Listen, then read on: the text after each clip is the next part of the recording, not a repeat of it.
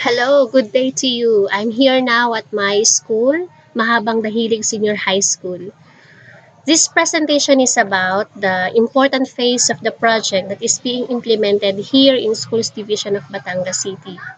This phase is mainly centered on the conduct of research by the key implementers of online professional learning for inclusive education, a project that we have planned in 2016. I will be presenting the background of this project, some updates since we have started it in December 2018, the researchers, and an overview of each study, my role being the proponent of the project, and other information.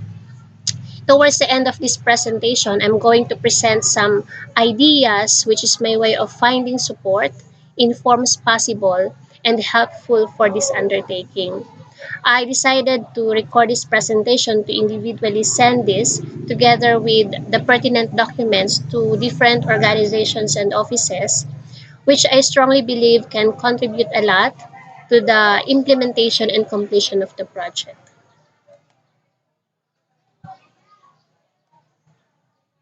As I have mentioned a while ago, this initiative started in December in 2016 when I was looking for a scholarship as a Philippine public school teacher in high school.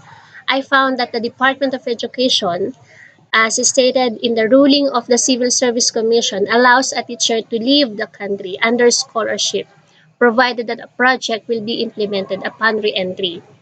The re-entry action plan was written and was approved in the division office, was brought to the region and up to the central office, and a memorandum of agreement was signed at the central office stating that the sponsored student has to implement the project upon return and that the DepEd should provide the necessary support during the implementation.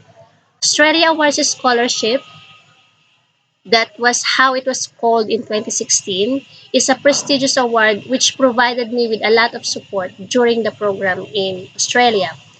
I chose a master's degree in educational studies for 1.5 years with major supporting diverse learners. Aside from endless academic writing, my skills in working with very diverse people in a highly research-driven environment were enhanced. Equally important, all my written outputs at the university were written in Philippine context. Some of them are based on the data supplied to me by the division office and the regional office. Thanks to Dr. San Antonio, who was the director at the time and now a mentor in the research phase of this project. The study that I have completed in the university was actually for a collaborative work for Batangas City teachers and leaders. But it included some teachers in different provinces of Calabarzon, Region 4A, including a well-performing private international school in Cavite. And that's when I started to work with many teachers and leaders. When I came back to the Philippines, the project was immediately started, thanks to my mentor, Dr. Vicky Fababier of the school's Governance and Operations Division. And then I was given a privilege to work with leaders and teachers in the uh, Schools Division of Batangas City when I was designated as OIC to the Senior Education Program Specialist for Planning and Research. I have witnessed the readiness of the division for collaboration in research, which is actually the third phase of this project. And that is the background of this huge initiative. For updates on the project, I returned end of November, and in December, before Christmas break, a two-day orientation activity for the project was conducted to over 70 key persons for secondary schools in the division. Another orientation was also provided to district and learning area supervisors. In January, the Office of the Superintendent approved my request to allow those participants to share their knowledge and inclusive education practices in an online platform called Padlet, which looks like this, where contributors' names appear, where comments to each post can be added. These are the comments. And with all the contents captured in different file types, including image like this, Excel for research data. Some of these have um, different documents uploaded. And this is a division level online community of practitioners, including teachers, school heads, and supervisors. We also have piloted the project at the school level where teachers' names are the column title instead of district as in the case of the division level. More on updates for the 50th percent of the project. In April, a 1-hour consultative meeting with all the school heads in the division and the district supervisors was held. The body decided to implement online sharing of inclusive practice by cluster, that is 4 to 5 high schools per cluster. Here, the Curriculum Implementation Division headed by Dr. Cora Comilla have already started using the same platform for supervisory and monitoring purposes. This is a meeting with teachers in the school where I came from in our attempt to pilot this part of the project. Australia Awards continue to provide support by providing us with platform where we can share our accomplishments and concerns. I believe that this phase of the project is where change can become very observable. This is because the key implementers who are the focal persons for inclusive education, as well as the division and district supervisors, are implementing the project and at the same time conducting a study on it, which now I call a research project in this presentation. These meetings are a few of the consultations that occurred between me and the researchers. The first photo was taken during the presentation of the project to the regional team headed by Dr. Vier of the PPRD. And as always, Dr. Vicky Fababier was there as my mentor.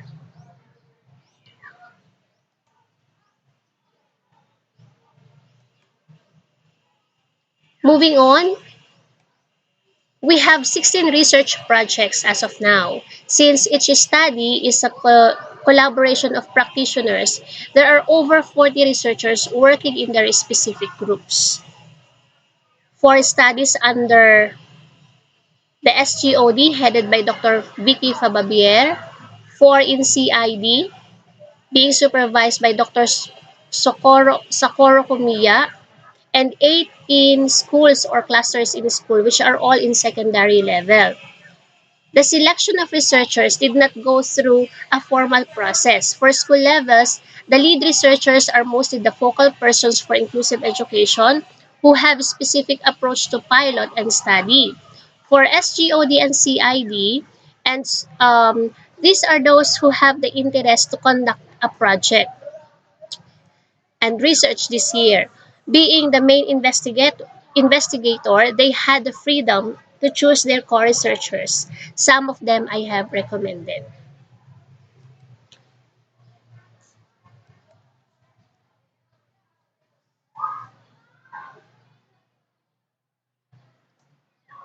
In this presentation, the practitioners are teachers and leaders. The need for education to transform and meet its goal requires almost everyone in DepEd to conduct research where findings can inform policy and decision makers. So rather than doing online professional learning for inclusive education in all secondary schools, the terrain of this project follows a bottom-up approach where the context of the researchers and their key result areas or CRA have been considered. So instead of uniformity and conformity in their implementation, this project leans towards diversity of approach and ideas in order to address the different needs. Originally, the theoretical root of this project is Etienne Wenger's community of practice, thanks to Dr. Vicente Reyes of the University of Queensland, and who introduced this theory to me. And in this theory, members are not intimidated by their qualification, and each is willing to accommodate one another's ideas, regardless of professional accomplishment, which is a good thing for a very hierarchical system like the Philippines. So this is one sample of the matrix. Um, Later, we will look at it one by one.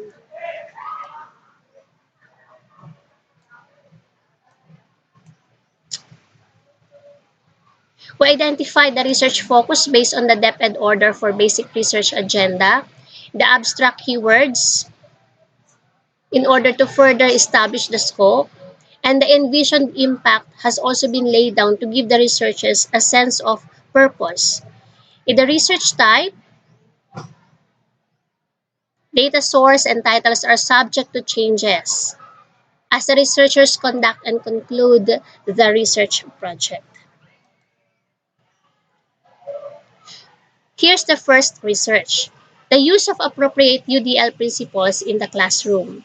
This photo is from Ms. Blandin. Her intention is to provide learning support to students from Bajau communities who are in the regular classrooms in this school.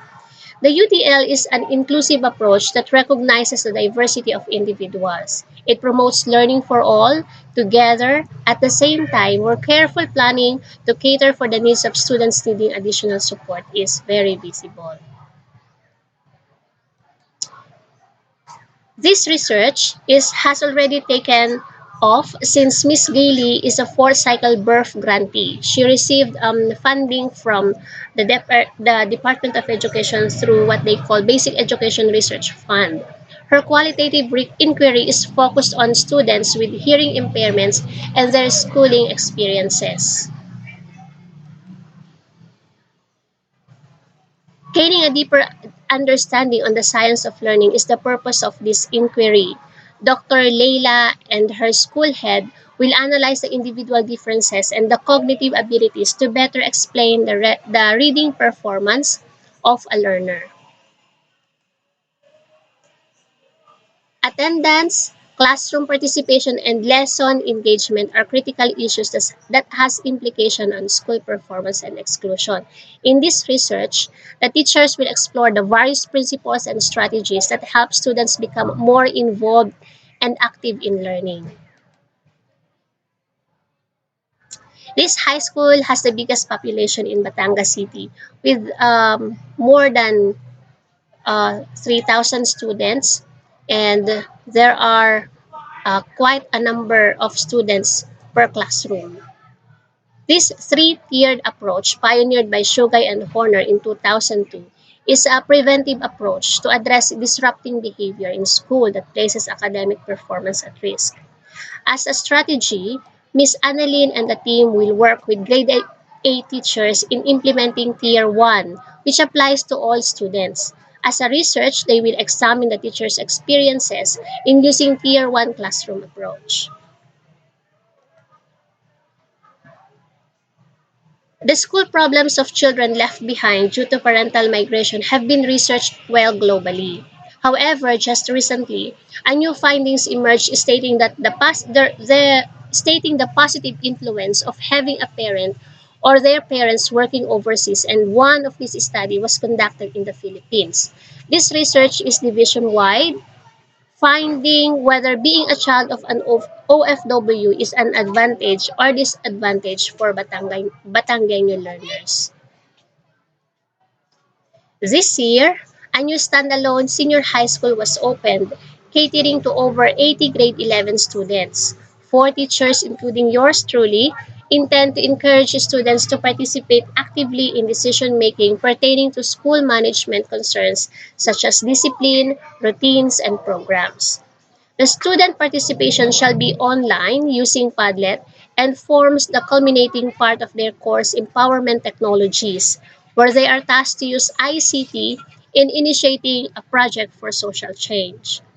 The teachers and Mr. Villahermosa will analyze student experiences in online sharing of views that influence decisions on school management. So those are the seven. There are more research that are not included here, but we are still working towards putting them on paper.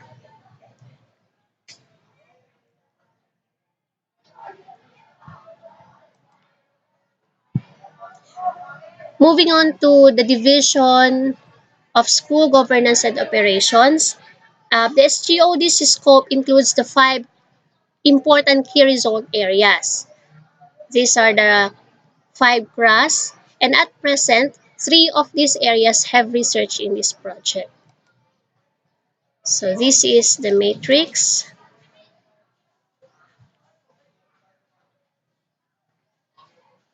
Before the three sections, Dr. Vicky plans to use the same platform as a mechanism for enhancing the provision of technical assistance to schools.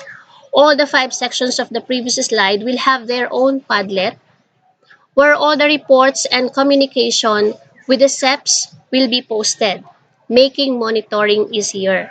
However, this research plan has not been finalized and I am thinking of using another framework relevant to monitoring and being promoted by the former regional director, which is appreciative inquiry. He might also contribute his side on appreciative inquiry in this research article.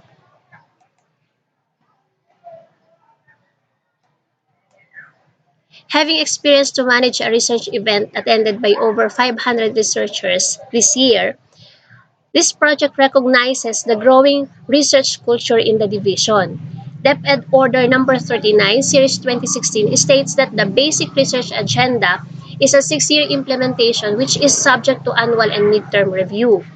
The research that Ms. Uyi and her team will conduct is an input to midterm review as it will analyze the research themes that have been the focus of researchers in the past 3 years.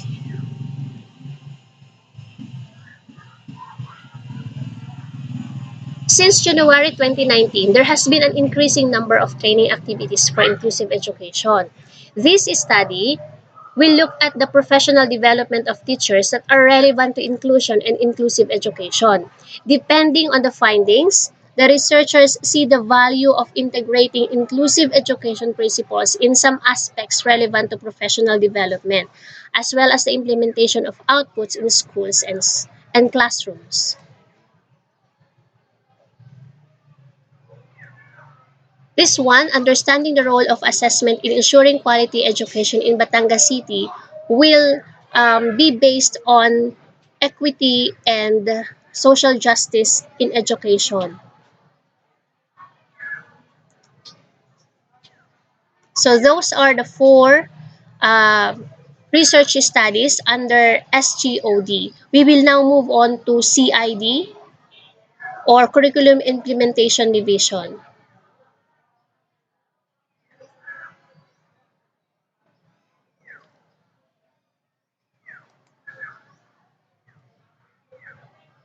So four studies to be conducted in this division. First one is the chief of curriculum, the chief of CID. She is currently using the same online platform for monitoring and supervision. In this research, she works with all supervisors to provide them with the necessary technical assistance. She and her team will analyze the supervisors' experiences in the use of Padlet. Three district supervisors will work together to look at how online mode of sharing school concerns would be experienced by the teachers in their districts. Although teachers and supervisors' posts can be anything that matters in their schools, the researchers' inquiry will be focused on efforts pertaining to improving teaching and learning. This group of teachers, led by Dr. Rossi, are not just SPED teachers or special education teachers. Little by little, they go into the mainstream and assist in the process of inclusion. The narratives of teachers in inclusive classroom will be studied by her team. Due to geographical locations of these teachers, a Padlet for their big group is being used and teachers' shared experiences will be used as data for research. One important indicator of quality education is student outcomes. In this research, the result of the National Achievement Test or NAT will be the starting point of inquiry. The researchers will look or will work with the top 5 performing public schools in Batangas City and will identify the factors promoting high academic performance. They will look at how Yuri Bronfenbrenner's system theory can be used to analyze these factors.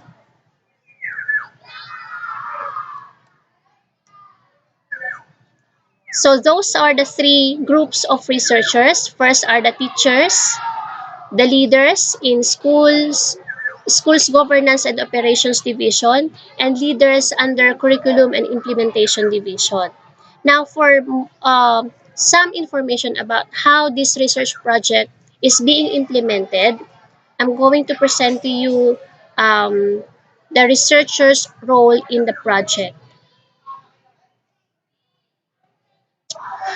You might notice that on my previous slides, the envisioned impact is outlined here at the left end column. I designed this one less negotiable, which means that the project is focused on how each study can be pushed forward or can push forward online professional learning for inclusive education from different points of views or context. Similarly, the blue cells indicate the organization of researchers and their project. So these aspects are less negotiable as well. The project is being promoted to secondary schools as designed in the REAP. I consider the contribution that these researchers have made in the project during the first two phases of the implementation. I also accommodated the lead author's decisions in picking their co-researchers with my recommendations in some themes. The white cells, however, can be altered depending on the team's final meeting before they officially start their research.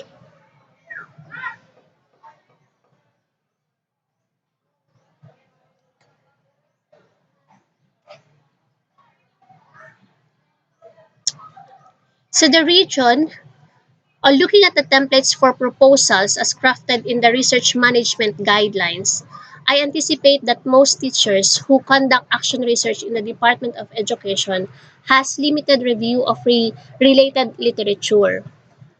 The research of the region is now leaning towards qualitative methods of research, as what has been endorsed during the most recent training for researchers in the region. This project supports this educational campaign through encouraging teachers and leaders to employ qualitative research in their studies. This also aims to acquire better understanding of the context, which will enable researchers to address the emerging needs in their responsibility areas. An increased understanding of theories working in Philippine schools and classrooms is another important aim of this project. This will help practitioners in becoming more informed of what is existing, what worked, and what might work. Online professional learning as networks and communities of teachers and educational leaders is the innovative mechanism of this project. Most leaders in the division, 7 studies to be exact, are testing the online platform for practices such as provision of technical assistance and monitoring and supervising. 9 studies are, as of now, are focused on the implementation of inclusive education, of which are level 1, which are whole school approach, while some are level 3, where diversity of students are carefully being addressed through innovative approaches that this proponent has learned in her master's program.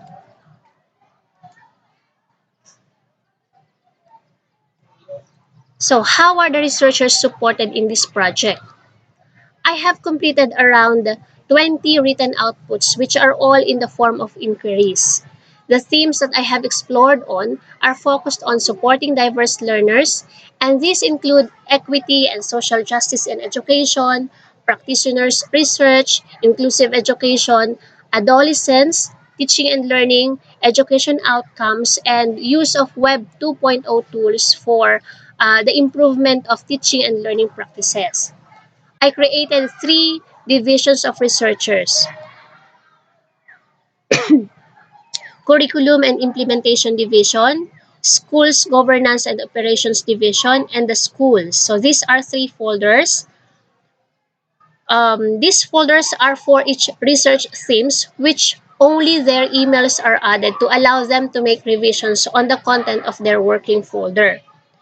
Opening the research folder for Santo Niño National High School.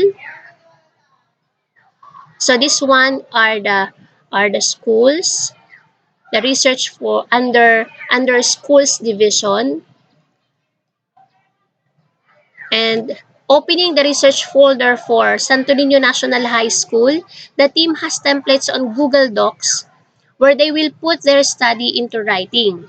File with two are this one, number two, are important references for research proposals.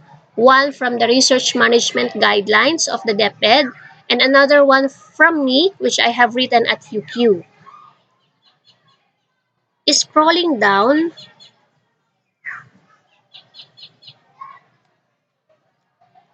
the main basis for the literature review are numbered 3, which I have copied from this file. I copied from this file, and I have a few more references to be added which I have saved in other folders if the researchers would ask me after reading the references on my written outputs. So the researchers are helped out to become really inquirers.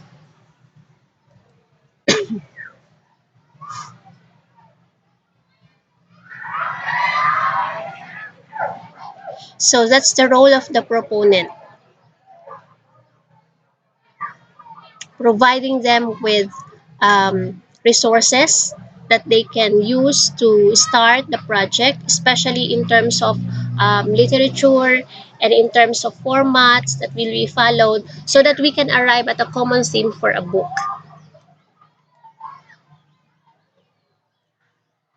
As a teacher proponent, I consider several possibilities for support.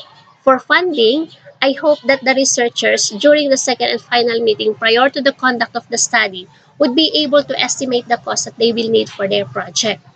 Going through the usual process of application and accounting, I believe that these sources can allocate some funds for specific research projects.